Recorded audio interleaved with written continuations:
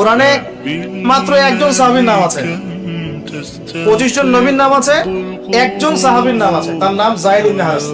কোন সূরায় আছে এটা বলে দিব না, খুঁজে বের করুন।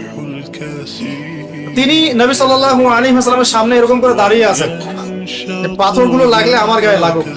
তারপরেও নবী সাল্লাল্লাহু আলাইহি ওয়াসাল্লামের মাথা মোবারক, তারপরে যে থুতনি, হাঁটু, এগুলোতে পাথর লেগেছে। এবং জুতা, যে জুতাটা তিনি পরেছিলেন, এটা রক্ত দিয়ে জমে গেছে, রক্ত দিয়ে পায়ে জমে গেছে। তবুও তিনি বদদুয়া করেন নাই। তায়েফ থেকে আসার পথে খেজুর বাগান, আঙ্গুর বাগানে বসেছিলেন। আঙ্গুর বাগানে বসা অবস্থায় মালাকুল জিবাল এসেছে, পাহাড় পর্বত নিয়ন্ত্রণকারী ফেরেশতা, সাথে জিবরাইল আলাইহিস সালাম। তারা এসে বলছেন, ইয়া রাসূলুল্লাহ, আপনার সাথে যে আচরণ করা হয়েছে আমরা দেখেছি, আল্লাহ দেখেছেন।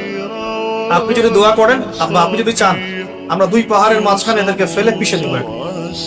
নবী সাল্লাল্লাহু আলাইহি ওয়াসাল্লাম বলছেন, শুনেন কি বলছেন। তিনি বলছেন, বাল আরজু, বরং আমি এটা চাই, আইয়ুখরিজাল্লাহু মিন আসলাবিহিম কওমুন, আল্লাহ পাক তাদের ঔরস থেকে এমন একটা সম্প্রদায় যেন বের করেন, আল্লাযীনা ইয়াবুদুনাল্লাহ ওয়া লা ইউশরিকুনা বিহি শাইআ, যারা আল্লাহর ইবাদত করবে তার সাথে কাউকে শরীক করবে।